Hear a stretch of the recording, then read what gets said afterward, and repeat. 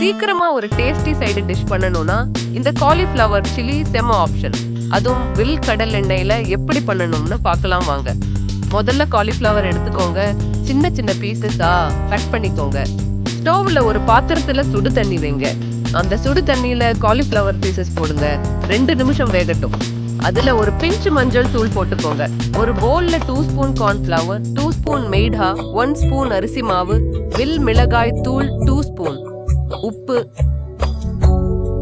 1 spoon இஞ்சி பூண்டு paste சேர்த்து கொஞ்சம் ஆயில் மிக்ஸ் பண்ணுங்க. அப்புறம் கொஞ்சம் தண்ணி சேர்த்து நல்லா மிக்ஸ் பண்ணிக்கோங்க. காலிஃப்ளவர் பீசஸா அதுல போட்டு நல்லா மிக்ஸ் பண்ணிக்கோங்க. 10 நிமிஷம் உரட்டும். ஒரு கடாயில வில் கடலெண்ணெய் ஊத்திக்கோங்க. எண்ணெய் சூடா இருக்கும்போது காலிஃப்ளவர் போட்டு ஃப்ரை பண்ணிக்கோங்க. ஆயில் பபிள்ஸ் செட் ஆனதும் ஸ்ட்ரெயின் பண்ணி எடுத்து வச்சுக்கோங்க. சுட சுட காலிஃப்ளவர் சில்லி ரெடி. நான் யூஸ் பண்ண வில் மிளகாய் தூள் அண்ட் வில் கடலெண்ணெய் வேணும்னா ஸ்கிரீன்ல தெரியற நம்பருக்கு கான்டாக்ட் பண்ணுங்க. இதே மாதிரி ரெசிபி வீடியோக்கு பேஜை ஃபாலோ பண்ணுங்க.